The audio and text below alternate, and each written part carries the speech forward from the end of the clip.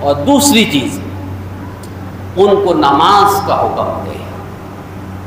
حضور نے فرمایا کہ مروا اولادکم بالصلاۃ وهم ابناء 7 سنین، اپنی اولاد کو نماز کا کہو جب وہ 7 برس کے ہو جائیں۔ وَاضْرِبُوهُمْ عَلَيْهَا وَهُمْ أَبْنَاءُ 10، سختی کرو ان پر اگر وہ 10 سال کے ہو جائے اور نماز نہ پڑھے۔ اس کے اندر ایک حکم اور پھر اس پر مزید تاکید ہے کہ 7 سال کی عمر میں باقاعدہ بچے کو کہنا شروع کر دے کہ نماز پڑھے اور اس کو ترغیب دے۔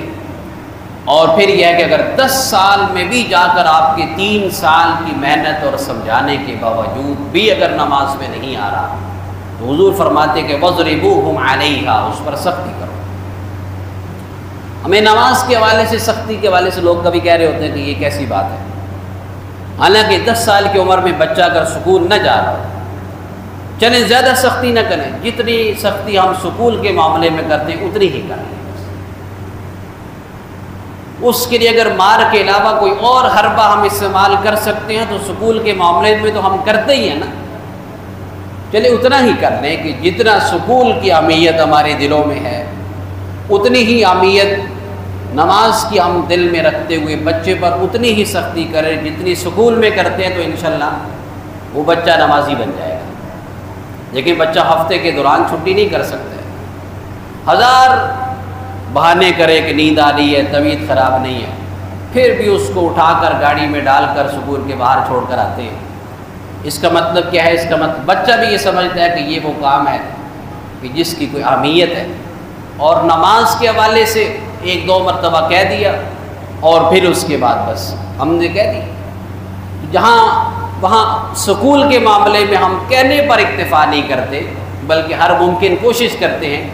اسی طرح نماز کی بھی کوشش کریں۔ فرمایا کہ جب 10 سال کے ہو جائیں تو ان پر سختی کرو۔ وَفَرِّقُوا بَيْنَهُمْ فِي الْمَضَاجِعِ، ان کے 10 سال کے جب ہو جائیں ان کے بستر علادہ کر دو، بہن بھائی کا جو بستر ہے ان کو علادہ کر دو۔ تو یہ شریعت کی، یہ بھی اس حکم کا خاص خیال، بچے جب جوانی کے قریب ہوں تو اس کا خیال رکھنا چاہیے، شریعت کی تعلیمات میں یہ ہے۔ تو اولاد کو نماز کا حکم دے، یہ والدین کی ذمہ داری ہے۔ فرمایا کہ وَأْمُرْ أَهْلَكَ بِالصَّلَاةِ وَاصْطَبِرْ عَلَيْهَا، اللہ نے اپنے حبیب صلی اللہ علیہ وسلم کو فرمایا وَأْمُرْ أَهْلَكَ بِالصَّلَاةِ، اے محبوب آپ اپنے گھر والوں کو نماز کا حکم کریں، وَاصْطَبِرْ عَلَيْهَا، آپ خود بھی اس پر قائم رہیں، لَا نَسْأَلُكَ رِزْقًا، ہم آپ سے روزی کا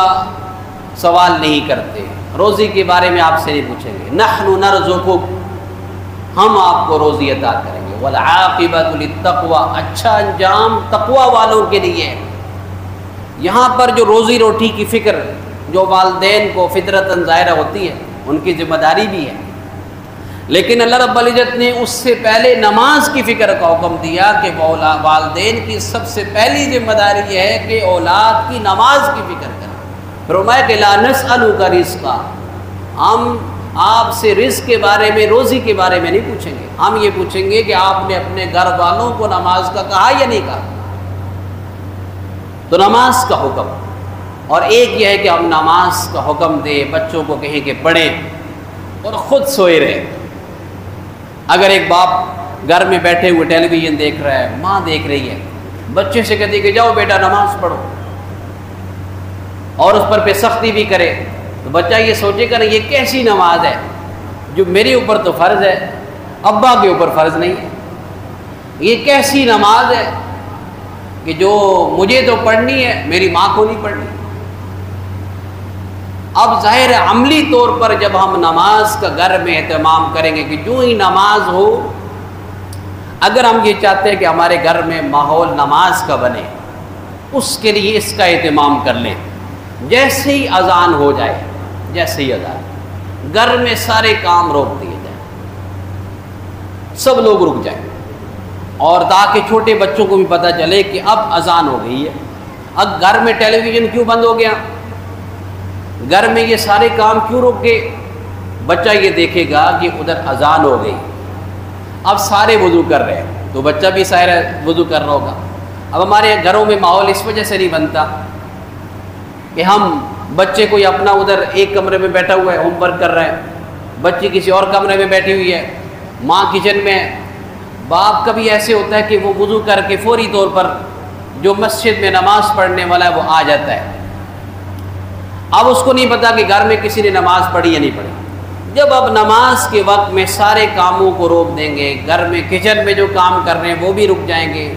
بچے جو ہوم ورک کر رہے ہیں ان کو بھی اس وقت میں روک دیا جائے کہ ابھی آپ نماز پڑھ لیں، تو اس وقت میں جب اکٹھے سارے نماز پڑھیں گے تو گھر میں ماحول بنے گا نماز کا۔ اب اگر ایک بندہ نماز پڑھ رہا ہے، باقی اگر خدا نہ خاصہ ٹیلی ویژن کے سامنے بیٹھے ہوئے ہیں، تو بتائیے کہ اس کی وجہ سے بچی کی نماز، بچے کی نماز اس کو کیسے یکسوئی ہوگی، اور پھر اس سے یہ پتہ بھی نہیں چلے گا کہ کس نے نماز پڑھی ہے اور کس نے نہیں پڑھی ہے۔